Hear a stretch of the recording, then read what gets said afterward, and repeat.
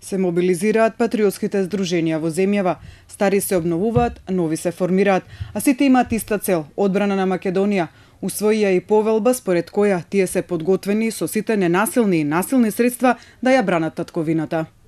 Топ тема на ваша страна на социјалните мрежи го постави прашањето дали обединувањето на патриотските здруженија во Македонски национален фронт е граѓанска мобилизација, има ли опасност од создавање параполиција. Добивме различни одговори. Според Аднан Џаферовски на граѓаните им е кристално јасно дека повикот за обединување на некакви патриотски здруженија е само уште еден од низата очајнички обиди на веќе клекнатиот на колена Никола Груевски. Тоа што го очекуваат граѓаните е брз и мирен трансфер на власта и конечно ослободување на државата од канџите на режимот. Граѓаните треба да останат спокојни. Ставот на Беќаровски никој е дека кога имаше права вистинска народна милиција, немаше ниту агенции за обезбедување, ниту параполиција. Според него пак формирање на параполиција диалектички ќе предизвика и формирање на паравојска. Твитерџијата Гус Фринг смета дека патриотски здруженија во Македонија не постојат. Тоа се здруженија на пензионери кои што се прелажни дека нивната земја е во опасност. Сепак според Гус Фринг постои опасност од параполиција од причина што режимот е подготвен се да стори само да се ја заштити својата кожа и да не оди во затвор.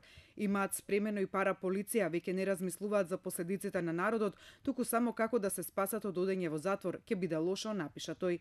Спротивен став од ова има Јане Ченто. Според него нема никаква опасност од паравојски и параполиција. Тој напиша: македонските патриотски здруженија се обединија да го кажат својот став за моменталната ситуација, а тоа е дека бараме да се отфрли платформата. МТ Персона на Твитер напиша дека зад патриотските здруженија се крие ВМРО ДПМН и нивните послушни песови кои само чекаат да бидат платени да излезат и да лаат на народот.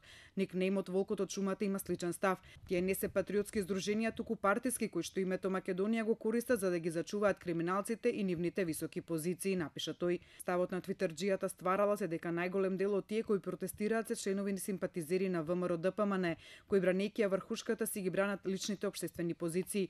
Овој мотив е премал и не е доволен за земање пушка во рака. Следствено на ова не стравувам од никакви насилства или како што велите вие параполиција или граѓански мобилизации во милитарна смисла, напиша никнејмот стваралац.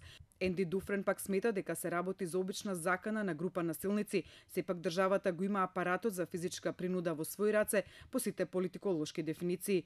Според него повеќето од граѓаните се на протест заради страфиот и со промена на извршната власт нема веќе Груевски да прави што сака со луѓето. Никнејмот Гандалф Дарет пак смета дека не се тоа патриотски, туку криминални здруженија на чело со попови. Неодамна 20 патриотски здруженија од неколку градови во земјава станаа дел од така наречениот Македонски национален фронт за зачувување на националните и државни интереси. Освен тоа, тие надополнија иконографијата на протестите за заедничка Македонија со луѓе облечени во црно, беретки, големи крстови на градите.